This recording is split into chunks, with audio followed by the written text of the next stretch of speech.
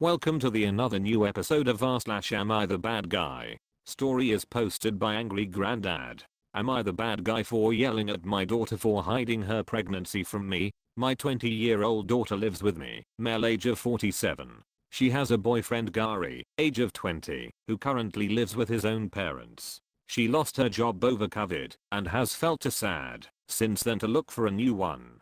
I'm not sure if Gary has ever worked, but he doesn't now. Mostly he just sits around my house playing Xbox and eating my food. I'm not Gary's biggest fan, but my daughter loves him, so I tolerate him and have always been polite to him.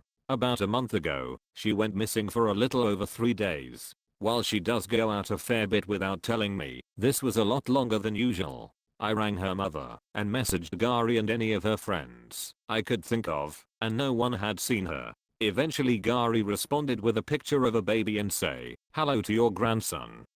She had never even told my ex-wife or I that she was pregnant. For context, she's a bigger girl and had put on a couple of extra kilos over the last couple of months. While it seems obvious now in retrospect, at the time it just seemed like normal weight gain. She and Gary brought the baby back to our house sometime the next day while I was at work. When I got home, I asked her why she wouldn't tell me something like this, and she said it's because she wanted Gary to move in with us, and she knew if she'd asked before the baby was born I would have said no, and that she and Gary need to get themselves sorted, both get jobs, and find their own place to live before the baby comes. She's probably not wrong. But if she waited until he was born, then I'd have to say yes to Gary moving in, because what kind of monster would keep their grandson from living with their father? I was so mad at her reason for hiding it that I yelled at her, saying that it was an incredibly manipulative thing for her to do, and I was too angry at the moment to give her an answer about Gary. I told her I needed time to process and think, and asked her not to talk to me for a little while. She rang her mother in tears. My ex then rang me to ask how I could be so cold and tell me that I was ruining what should be an exciting and magical time for her, my daughter, Gary and myself. She said, "I'd look back on this in years and feel terrible that I spent the first days of my firstborn grandchild's life making everyone upset by being angry at my daughter and her boyfriend and stalling their plans to live together with the baby.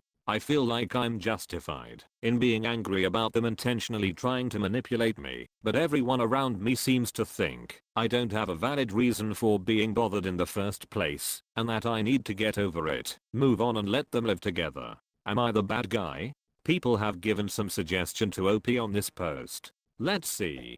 First suggestion from Means2. Wow. Just wow. It's not often people admit their manipulation right to your face like that. Wait until you find out they were trying for the baby and it wasn't an accident, because I'd bet money that's coming.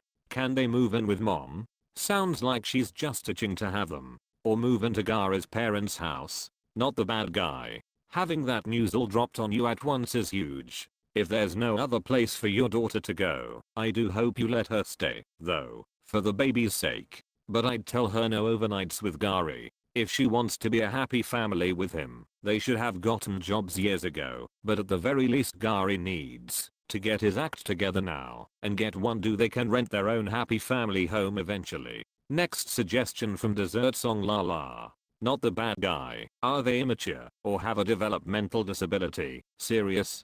Her rationale was odd and unexpected. She disrespected your relationship after you have housed her and practically him. Prior to the pregnancy their joint life choices for years were not acceptable. Unemployed, using others' resources, no self-directed contribution, assuming like cleaning, lawn work. Yes, she manipulated you and thinks it's okay. Your ex wants you to be joyful, but they are the ones who made poor choices. That's the joy from the announcement. Help her pack to live with her mom. You can support them from afar. Be sure they get them tools to sign up for social support cause they have a lot of struggle and frustration ahead.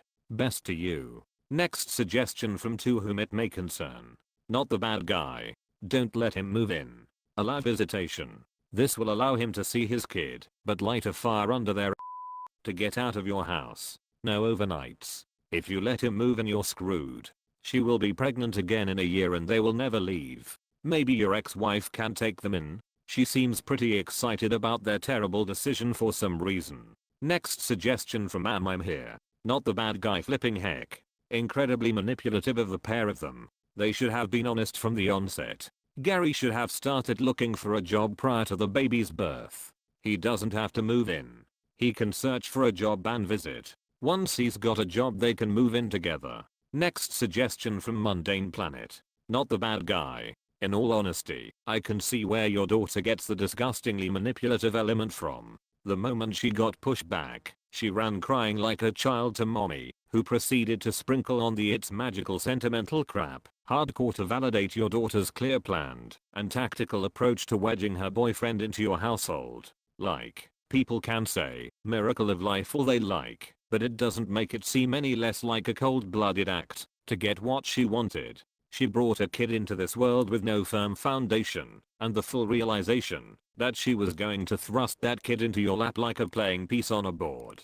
It's disgusting, and it's equally disgusting that your ex is playing to that. Let's read today's second news story, posted by WiseBuddy6567. Am I the bad guy for telling my estranged grandparents I don't care if their grandkids are in foster care? I'm male, age of 26, married to my wife, age of 26, and we're expecting our first baby. I'm estranged from my paternal side of the family after my father's affair on my dying mom and their willingness to try and defend his actions. While mom was sick he left me to do more caring for her while he was screwing someone else. He even brought said other woman to my mom's funeral. His family also tried to get my mom to forgive before it's too late while she was still alive. It was a nightmare. I was 15 and it was a lot. Mom needed to be cared for, and I was the only one who could when my aunt had to work. After mom died I moved in with my aunt. My father married the other woman and invited me to the wedding, but I didn't go or even acknowledge the invite. I had nothing to do with any of them. I heard he died last year and it was no concern to me. Also found out he had 2 kids. His other woman or second wife died 4 months ago. My paternal grandparents took the kids in, but they do not feel like they can raise 2 kids under 5 or 6, or whatever age they are. They mentioned me to a social worker who approached me and asked if my wife and I would be willing to raise these kids. We said no. The social worker made a note of it and said they would not approach me again. My grandparents have not given up and contacted me and my wife both over this. They tried to use guilt trips and sob stories about foster care being horrific for kids, and one is a little girl, so it's even worse. None of this changed anything for me, and then they tried getting my aunt to talk to me. They showed up at her house with the kids and appealed to her as a former foster kid. She and my mom both were. She told them to get the f out. I ended up talking to them over the phone instead of ignoring their messages to me. We talked. They told me, after they went to my aunt's house, they had spoken to the social worker again, and now the kids are in care. They asked me how I could be okay with my siblings being in care. I said, I don't care that their grandkids are in foster care. They are nothing to me, and the fact is I'm not going to pretend I care about saving them. I said, they need to accept the kids are now in care, and a social worker will work on finding them a good family, but they need to accept I will not be that. They called me a monster and said I should be ashamed of myself, and they hope the birth of my child brings me nothing but guilt. Am I the bad guy? People have given some suggestion to OP on this post. Let's see. First suggestion from our redhead. Not the bad guy. This is actually the kind of situation that appeals to foster to adopt parents. 2 kids, under 6-ish, who haven't been abused or neglected. Parents are dead, and extended family isn't able to take the kids, so reunification isn't on the table. Frankly, they really could be adopted in 6 months or so, depending on your state's timeline. Next suggestion from Adventurous Try. Actions have consequences, and your father's actions sadly impacted the lives of all 3 of his children profoundly. Your grandparents need to be contacting all of the extended family on both their side, as well as your stepmother's side of the family, to try to find a family member willing to take on the children. What happened to those children is truly tragic. Next suggestion from Kind Crow. Not the bad guy. Your grandparents hoping to fob off their responsibility onto you is unconscionable. They are projecting their own monstrousness onto you and your wife. Ask them where they were when you their other grandchild were 15 and trying to care for your dying mother. Forget they exist. Next suggestion from Pretty Little Accident. Not the bad guy. You have no obligation, morally or legally, to raise someone else's children. If they are so worried about it, then they can raise them and pay for extra help. I'm so sorry for the loss of your mom. I know that never truly goes away. Do what is best for you and what will make you happy in the long run. Congratulations on your first baby coming soon. Next suggestion from Unhappy Song. Ask them where were you when I was 15. Let's read today's third news story, posted by Shot Restaurant 6404. Am I the bad guy for telling my future Sil that I will not be going anywhere and she needs to learn to live with it? Edit to make it really clear, I'm part of the family. I call them mom and dad. They tell me I'm their kids. The sisters refer to me as their sister. Not all families are born. Also yes, I have talked to Max before. We had a heart-to-heart when I moved in and I thought we were good.